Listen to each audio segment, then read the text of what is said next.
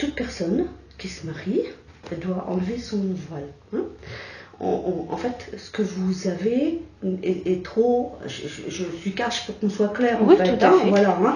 Alors, moi, je vous vois bien, c'est pas un problème.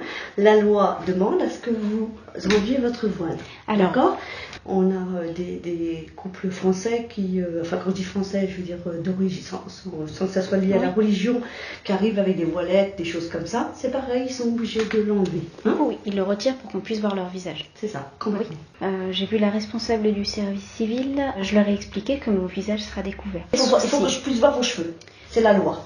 Mais alors, quel est le texte de loi qui précise qu'il faut qu'on puisse voir le cheveu? Parce que effectivement, c'est l'ensemble. J'ai l'ensemble. Et moi, je suis très respectueuse de la loi. Alors, moi aussi. Oui, non, mais je vous agresse pas, ne vous inquiétez pas. Et en fait, il faut qu'on puisse voir et vos oreilles et le haut. Comment vous pouvez faire? On verra mon visage, donc du au-dessus de mes sourcils jusqu'au crâne. On verra mes oreilles et la forme de mon visage. Il n'y a pas de souci. Par contre, je garderai mon voile. Eh ben, je ne pourrais pas. Pour quelle raison? Moi, je veux qu'on m'explique la raison pour laquelle. Parce que les textes de République demandent à ce que la personne ne soit pas voilée. Ben, je veux les textes de loi. J'ai demandé à les voir et... Eh ben, allez en préfecture chercher les textes de loi. Moi, je ne les ai pas sous la main, mais allez en préfecture chercher les textes de loi. Oui, parce que je me suis renseignée. Effectivement, il n'y en a pas qui m'oblige à retirer mon voile. Oui, mais moi, j'ai autre chose à faire. Et je passe pas ma soirée quand même. Moi aussi, j'ai d'autres choses à faire. Je travaille toute la semaine. Donc, effectivement, vu qu'on me prévient 10 jours à l'avance, je pense que c'est un minimum de respect que de m'accueillir correctement et de prendre le temps de m'expliquer les choses. Mais ce texte-là, moi, je le trouve pas. Et vous êtes pas dans la capacité de me le montrer.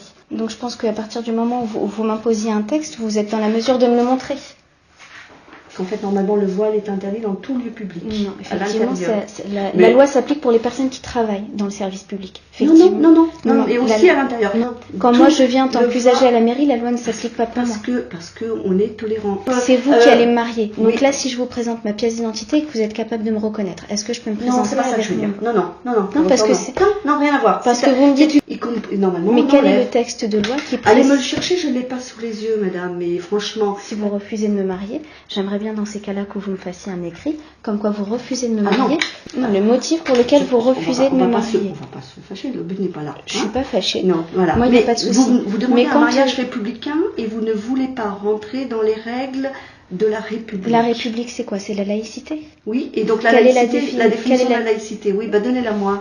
De cette séparation, c'est déduit la neutralité de l'État, des collectivités territoriales et des services publics, non de ses usagers.